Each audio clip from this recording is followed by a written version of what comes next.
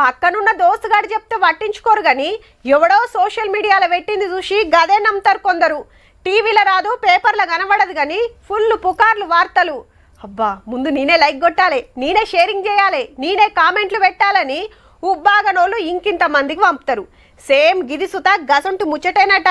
ఇదెక్కడి కథరో, ఆరం కింద ఫుల్లు నీళ్లు, ఇప్పుడు ఎండిన కాల్వలు. చంద్రన్న రాగానే నీళ్ళొచ్చుడు, సీఎం బోంగనే మాయమవుడు. గిదేం మాయా అని సోషల్ మీడియాలా గిరికలు కొడుతున్నాయి గీ ఫోటోలు. పబ్లిసిటీ కోసం నీళ్ళిచ్చి ప్రోగ్రాం గాంగనే బంద్ చేసిండ్రని వైసీపీ సోషల్ మీడియా సిఫాయిలు గిరగిర గిరికలు కొట్టిస్తుండ్రు. అదిగిన చంద్రబాబు సారు ఇలాకా కుప్పంలా శ్రీశైలం కెంచి హంద్రినివ కాలువల పొంట సొంత నియోజకవర్గానికి కృష్ణా నీళ్లు తెస్తే గిట్లయిందని ఎన్నో రాసిండ్రు. కానీ ఇప్పుడు చూస్తే ఆ కాలువల్లనే ఫుల్ నీళ్లు ఎట్లా వారుతున్నాయో చూడుర్రి. సెప్టెంబర్ 1 తేదీ చిన్న సాంకేతిక సమస్య ఏర్పడి కొంతసేపు పంపింగ్ ఆపాల్సి వచ్చిందండి.